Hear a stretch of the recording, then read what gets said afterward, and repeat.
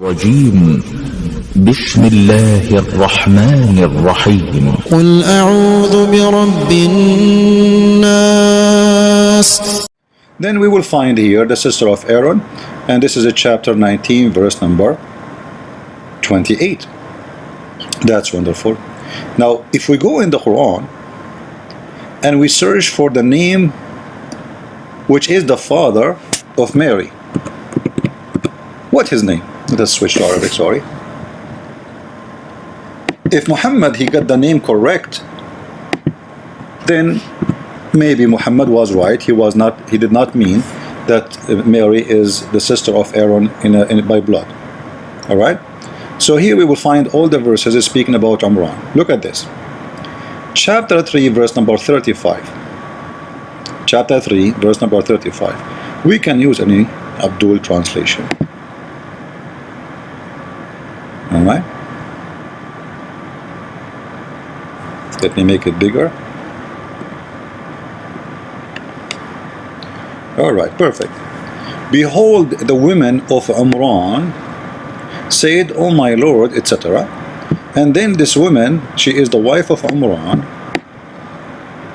She delivered a woman or a female child, and that child is Mary.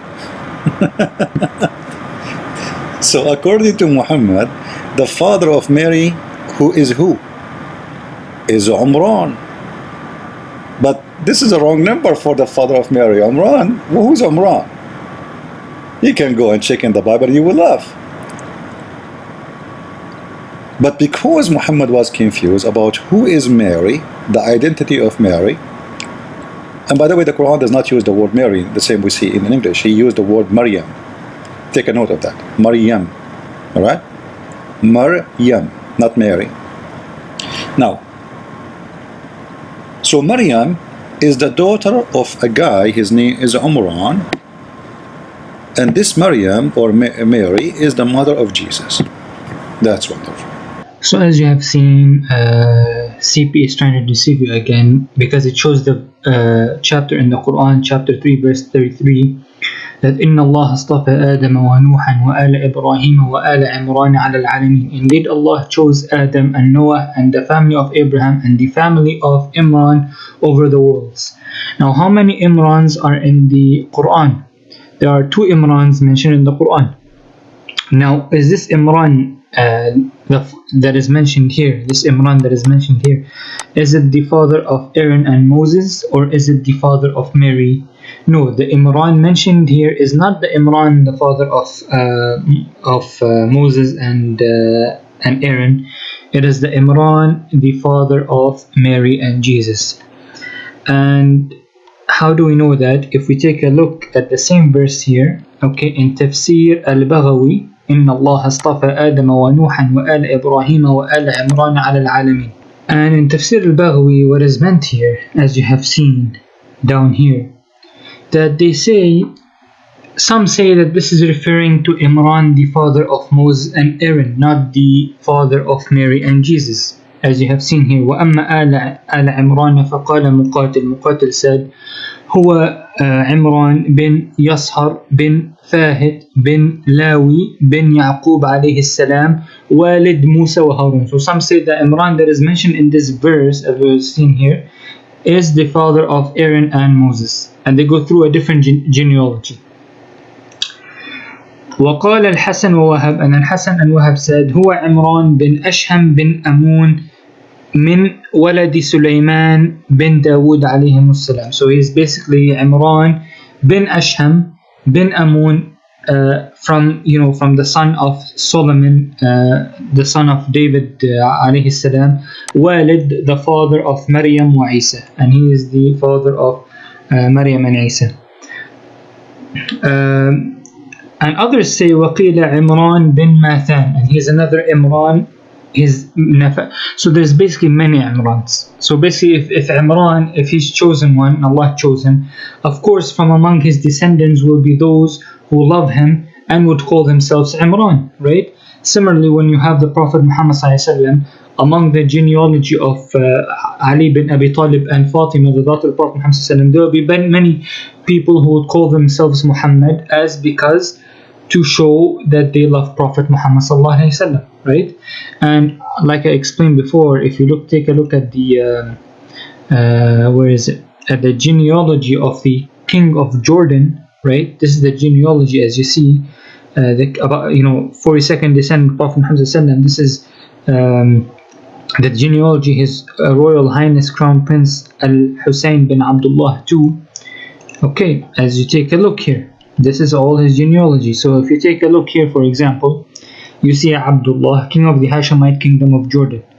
He is the son of Al-Hussein, the son of Talal, the son of another Abdullah, the son of Hussein, another Hussein, the son of Ali, the son of Muhammad, the son of this, the son of Abdullah, the son of Al-Hussein. So look how many. There is Abdullah 1, son of Abdullah 2, right? Son of Abdullah 3, right? And there is Al-Hussein, son of Al-Hussein, right?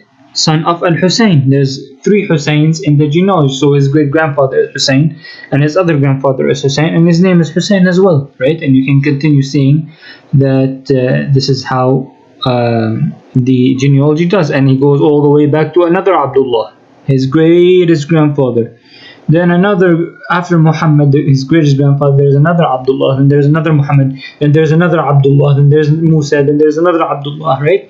So you can clearly see that this is how the Arabs are, and this is how in my culture as well, in my Arab culture, when I have a son, I have to call him, as you know, to remember my father, I had to call him to show superiority to my father. I have to call him by my father's name, and then I have to tell my son that when you have a son, you have to call him by my name, right?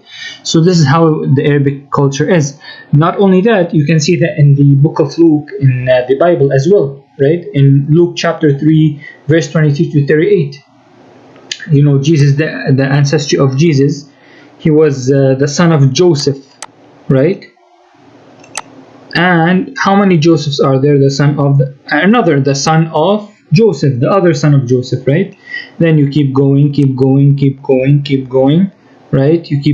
keep going, right? You keep going through more, and then through the ancestry, you will find the son of Judah, right? Then you will find the son of Joseph, and his greatest grandfather is Joseph as well, right? There's many Josephs here.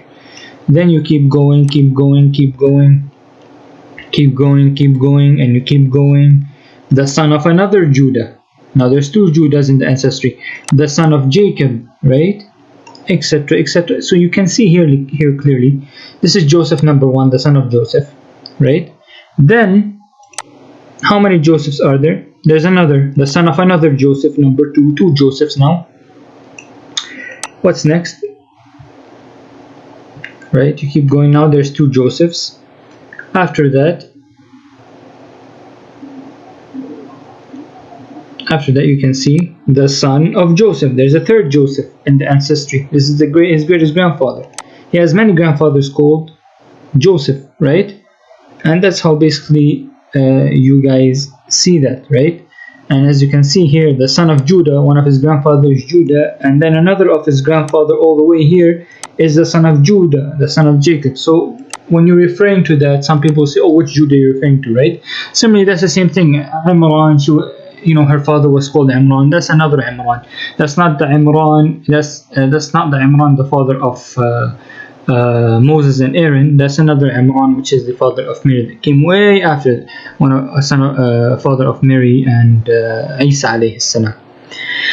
So now that we have got this out of the way, I want to take a look. CP was mentioning about the hadith here in Sahih Muslim. Mughira ibn Shu'bah reported, when I came to Najran, the Christians of Najran asked me, you read, O sister of Harun, meaning O sister of Aaron, in the Quran, whereas Moses was born much before Jesus. When I came to Allah's Messenger, I asked him about that, whereupon he said, the people of the old age used to give names to their persons after the names of apostles and pious persons who had gone before them. So basically, people who are before them, they used to call him, oh, sister of this. Does not mean that she is biologically a sister of that, but she is a descendant of that person. And we can clearly see the Arab from the Quran clear, right? Let me show you another way. Let me show you. Allah says, وَمَا نُرِيهِمْ مِنْ آيَةٍ إِلَّا هِيَ أَكْبَرُ مِنْ أُخْتِهَا. أُخْتِهَا, here the word sister is used. And we showed them not a sign except that it was greater than its sister. What does sister mean? Do the signs and miracles have sisters? No, sister means the previous sign, the sign that was before it. Right? So Allah is saying, and we showed them not a sign except that it was greater than the sign before it. Was greater than its sister, meaning was greater than the sign before it. We can see that as well in chapter 7 of the Quran, verse 38. Allah says, قال ادخلوا في أمم قد خلت من قبلكم من الجن والإنس في النار كلما دخلت أمة لعنت أختها حتى إذا اداركوا فيها جميعا قالت أخراهم لأولاهم ربنا هؤلاء أضلون فآتهم عذابا ضعفا من النار قال لكل ضعف ولكن لا تعلمون. Right?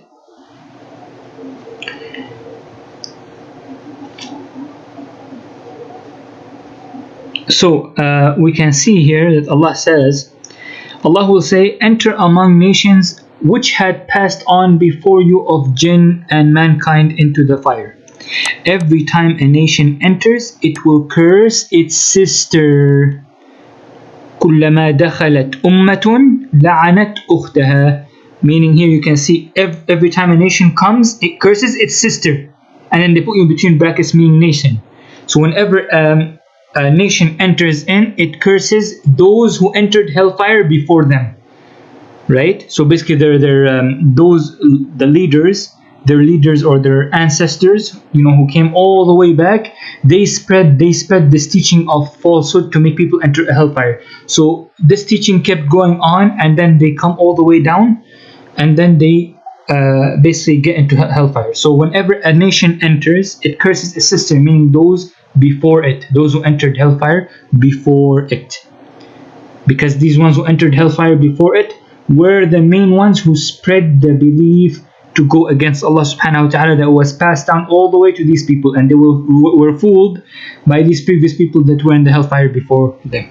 Right? So as you can see, the Arabic language is sister. It doesn't mean every time a nation enters, it curses its sister. Why would it curse its sister? No, it curses the nation before it, just like we explained here. وَمَا نُرِيهِمْ مِنْ آيَةٍ إِلَّا هِيَ أَكْبَرُ مِنْ أُخْتِهَا. And we showed them not a sign except that it was greater than a sister. How can signs be sisters? No, what is meant by that? A sign before it. Right? The sign that happened before it. So this is the meaning here, as we have seen. So to further on explain that sister means the nation, it says in chapter 43 of the Quran, verse 22, بَلْ قَالُوا إِنَّا وَجَدْنَا آبَاءَنَا عَلَى أُمَّةٍ وَإِنَّا عَلَى آثَارِهِمْ مُقْتَدُونَ.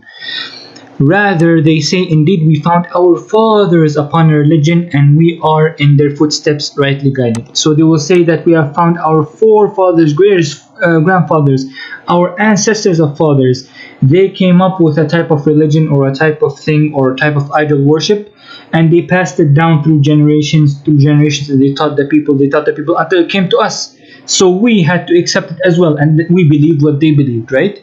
And this is why basically it says that whenever the previous people or their forefathers that have misguided them enter into hellfire, right? It curses its sisters. So it curses those who were before it in hellfire, right? Or those nations who were before it in hellfire, or those even nations that came before them in hellfires of their fathers, misguided fathers that misled them in this world. So they will curse, since their forefathers will be the first to enter hellfire before them. Once they enter hellfire, they will curse those who their fathers who were in hellfire before them, and that's what it means. It will curse its sister. So yeah, take it in context. Do not start to play around with things, okay? And Allah also says in chapter 46 of the Quran, verse 21, وَاذْكُرْ أَخَا عَادٍ, and mention, O Muhammad, the brother of Ad. When he says, and mention, O Muhammad, the brother of Ad, who's the brother of Ad? He meant by that Prophet Hud. Now, is Prophet Hud the brother of Ad, the biological brother of Ad? No. Prophet Hud was the nephew of Ad. So why does the Quran say he is the brother of Ad? Meaning he is a descendant of Ad. That's clear.